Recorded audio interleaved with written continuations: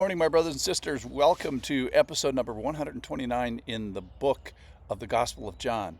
Today we're going to talk about asking in my name to move the machinery of God. This is from John chapter 16 officially.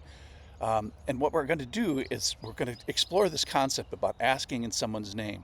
And the name is not mine. I'm asking in somebody else's name because my name alone does not carry the weight of the weight necessary to enact these machineries of God. And Jesus says this is an appropriate use of his name, so does the Father. So in other words, this is not a way to use Jesus' name in vain. He wants us to do this. So how does Jesus wish his name to be used in this way that we're going to talk about today? The reason that it seems to be important is it's mentioned in 3 chapters of John sequentially. John 14:14, if you ask me anything in my name, I will do it. John 15:16, whatever you ask the Father in my name, he will give to you. And then in John 16, in verse 23, whatever you ask of the Father in my name, he will give to you. Until now, you've asked nothing in my name. Ask and you will receive, that your joy may be made full. So we're going to ask the question today, who and for what can one ask in Jesus' name?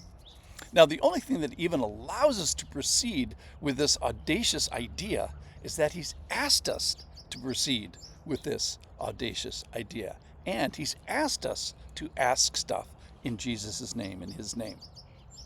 Now, let's just take a step back and think about what we are asking, which is we're asking to engage the power levers of God, the actions of God, the wheels of his machinery. And we're kind of asking from a personal standpoint is how can I move the lever actions of God? How can I get the machinery of God to be fired up for me and for his desires? Kind of the same question looking the other way is, who does God allow to move the lever arms of his action? Who does God allow to move the lever actions of himself? So selfishly, how can I get God to move? How can I get him to move for me? Or how can I change my attitude so I can move for him? To whom does he listen? And for whom does he act? So who moves him? What kind of a relationship do you have to have with God to move him in this way? And then, what kind of an ask can and must that person who is in good standing with God perform? What are the rules? Well, first thing that comes to mind is humility of posture, for sure. How can a speck of dust ask God to move? So, one hand, we realize we're a speck of dust. And on the other hand, we realized that we are a loved and chosen and precious speck of dust. And he gave all for us. So we realize that our value isn't that we were a speck necessarily, but the value that he granted and defined to us by what he gave in exchange for us, which was the precious blood of Christ. All right, so when we ask in his name, of course, we're asking according to his character, in keeping with his identity, in keeping with this relationship that he asks us to have. So according to his character and according to his desires and according to his accomplishments and position. So think of where Jesus is. Let's remember where he is. We have to have an idea of who he is that's accurate. He's sovereign. He's powerful. He came to rescue, and he did rescue. And then where does he sit? He sits positionally in heaven at the right hand of the Father. He's sitting down, accomplished, finished glory, conqueror of all the principalities that have stood against him. So that deserves our respect, obviously. So according to his character, according to his desires, according to his accomplishments, according to the strength and intimacy that he desires. Now, in the Trinity, they have this relationship. And he says to us, it's appropriate to ask one person of the Trinity in the other person's name. It's appropriate to ask the Father in Jesus' name.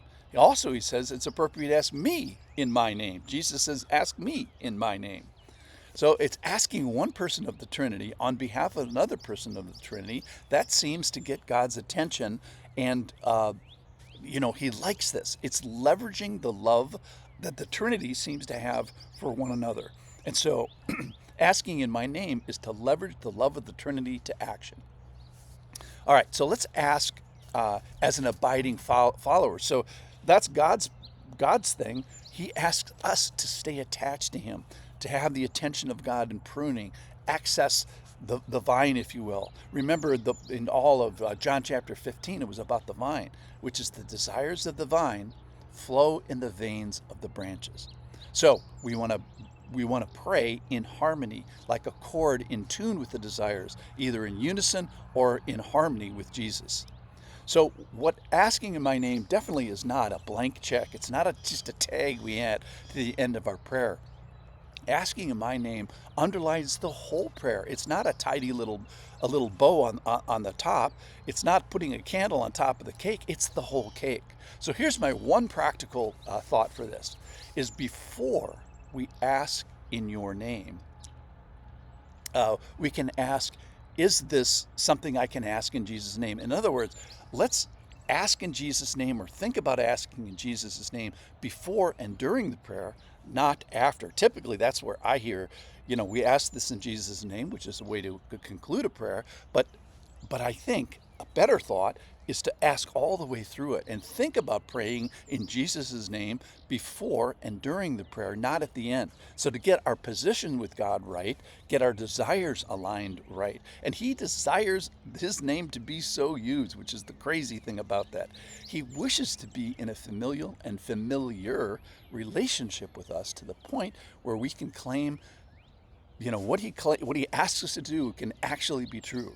So how can we move the liver actions of God? How can I get the machinery of God to be fired up for me and for Him?